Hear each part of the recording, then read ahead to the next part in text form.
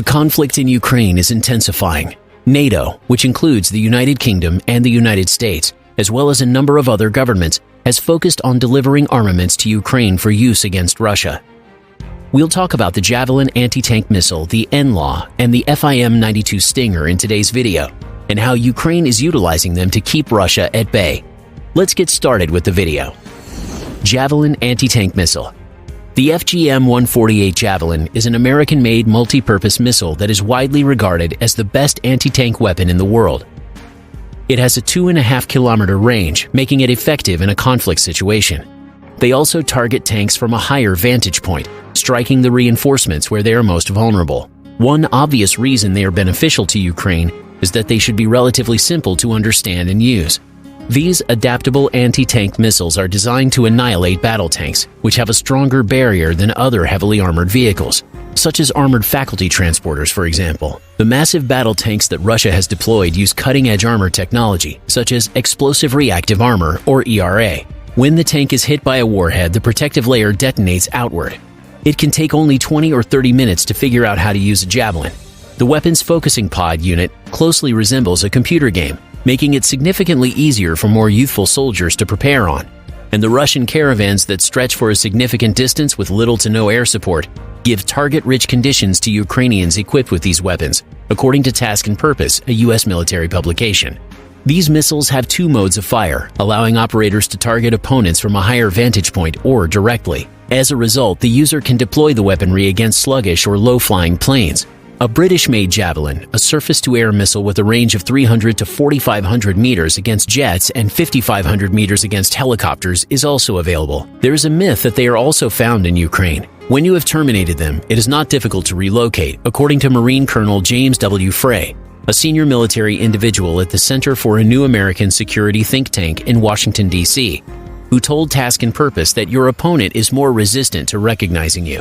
With lock-on before send-off and programmed self-direction, it's a fire-and-forget weapon. The system uses a top assault flight profile against protected vehicles, targeting the top defensive layer, which is typically more slender. But it can also use an immediate assault mode against structures such as buildings, targets within the base top assault commitment range, and targets under blocks.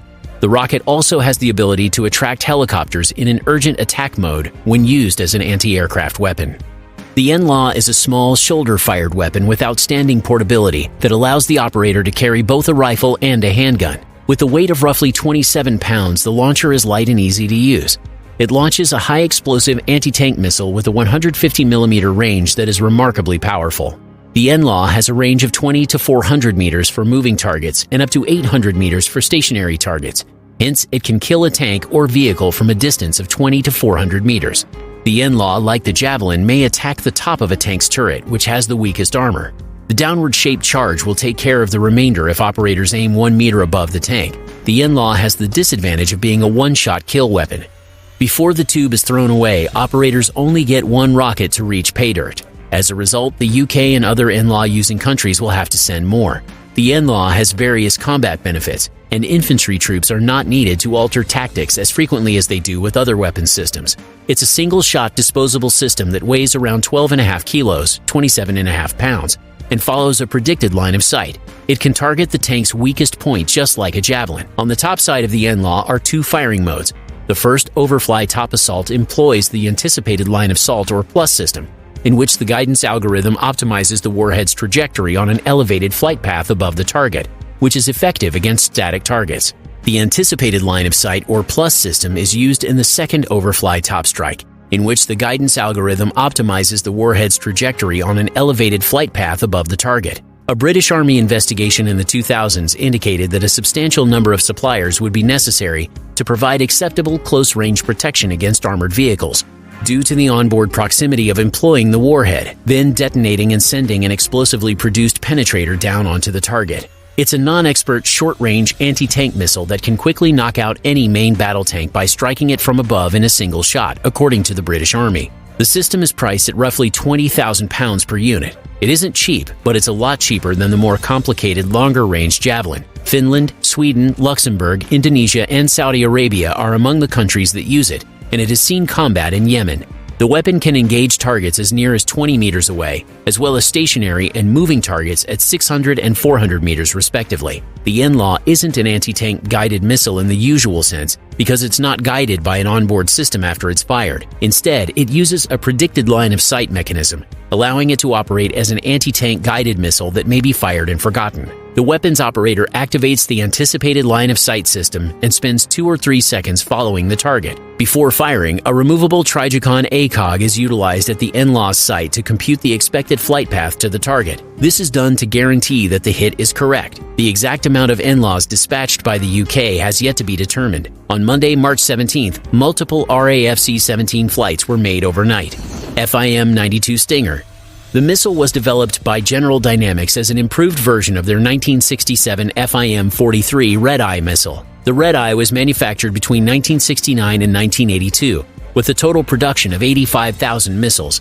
The Stinger moniker was chosen in 1972. Due to technical challenges that demanded prolonged testing, the first shoulder launch did not place until mid-1975. Since 1978, the FIM-92A has been in production. In 1983, the FIM-92B, an improved Stinger with a new seeker, was released alongside the FIM-92A. The A and B variants were phased out in 1987 after approximately 16,000 missiles were constructed. The Stinger has been issued to various U.S. military troops since 1984. Navy cruisers for point defense, particularly in Middle Eastern waters, with a 3-person crew that can do other things when the Stinger missiles aren't being trained or maintained. At least one Stinger gunnery detachment is assigned to the United States Air Force's Beachmaster Unit 2 at Little Creek, Virginia. The sailors of this detachment would deploy to carrier battle groups in teams of 2 to 4 sailors per ship, as required by battle group commanders. The Stinger is a lethal weapon, but for the Air Forces, it's overkill. Throughout history, the Stinger has been utilized in a variety of conflicts. Let us recall the Falklands conflict, the Soviet war in Afghanistan, the civil war in Angola, the Libyan invasion of Chad, the Tajik Civil War, the Chechen War, and the Sri Lankan Civil War. In the year 2000, the United States has 13,400 missiles in its inventory.